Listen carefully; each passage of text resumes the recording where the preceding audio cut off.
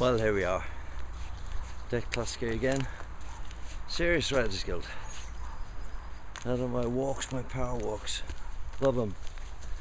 I'm getting fit for a few weeks' time when I have to go skiing with my son. Isn't that an honour? My very fit son taking me skiing. I'm paying. A few questions I got asked recently. What's the current best gear that I'm using in 2015? Okay, let's go on this. Well, in the studio I use Pro Tools mainly, as I always say, because I've got to, because it's the industry standard, and that is the easiest way to record, because I can take my hard disk, go to any studio in the world, and they will have Pro Tools. And I'm very lucky. I don't have HD Pro Tools, which is the mega expensive stuff. Mainly because I could have it, but mainly because I like to be able to advise people, probably like yourself, who've got a normal home studio. I like to be able to advise you with first-hand knowledge on the best stuff to use. So I'm currently using, as an interface with Pro Tools, I'm using the latest Pro Tools, by the way, which is Pro Tools 11, I think. The interface is Focusrite. I've always been in love with Focusrite preamps. Always use them in main studios for vocal work, because in my opinion they're simply the best. Terrific top range. I love that sizzle at the top, the tss at the top, which is tremendous. Focusrite is probably the best for that. This is a Focusrite. It gives me, I think it's 8 microphones or DIs in, and 10 out. And I use the full 10 of them. The 10 outs then go into Soundcraft Studio Desk, which I've been using for donkey's years. Never lets me down. It's very powerful. 96 channels in. It's extremely powerful, and that way I can have a lot of auxiliaries. I do like the better end of the outboard auxiliary effects, reverbs, lexicons, that sort of thing. That's the way I like to work. I've yet to be impressed by plugins, reverb plugins.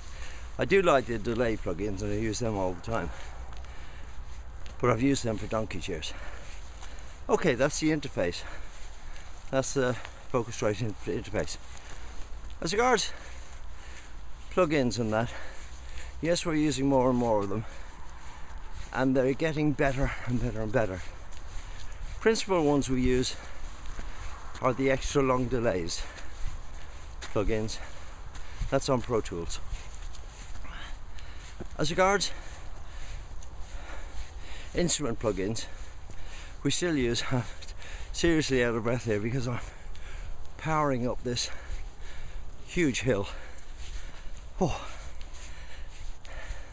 We still use Triton keyboards. Use that as a mother keyboard for controlling everything else. But the Triton stuff is still pretty much industry standard. Motif, Yamaha Motif. Again, pretty much industry standard. And I say that because if you watch any of the big acts on the big shows and look at the keyboards that they're using, it's always Triton, always Yamaha Motif. You rarely see much else. So that's what I use. And then as regards plugins for instruments on the Pro Tools, I use Expand 2, which is very good. I use a tremendous one which I can't think of the name of now. I'll put it on the screen, which gives all the classic Moog stuff. Very powerful, terrific synthesizer stuff. What else do I use? I use Boom stuff for drums. I use a lot of loops, but I pick them. I don't stick to one. source for loops. I pick them up as they come along. Just something takes my fancy, I'll use it for a few weeks, get the best out of it. That's the instrument side of it. Of course, you got to use Antares autotune.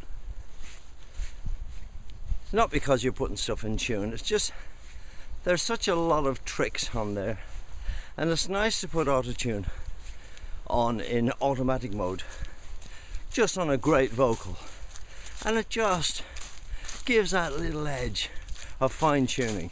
You don't notice it at all, but everybody else does it. So I'm doing it, you might as well do it. I would say I rarely do it, but I do it. And of course there's a T-Pain effect, which is the old Cher, do you believe in love, that one, the T-Pain, all that stuff. Easily done. It's been a bit overdone recently, but at times you can figure out new ways of using it.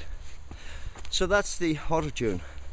One thing I'm very fond of is it's made by Antares as well.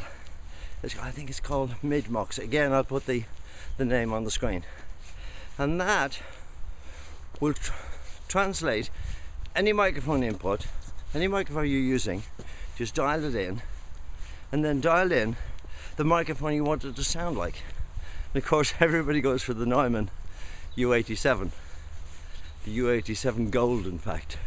Probably the most expensive microphone around. But that's very usable, especially for pretty much solo voices. It's tremendous. It just gives that extra warmth, and you can actually dial in the tube effect on it. So there we are. That's mostly what I'm using, what I've updated to this year. I'll keep you in touch with any other ones. Oh, falling all over the place, up another hill. But I hope this has been of interest to you. Share it with your friends. Share it on Facebook.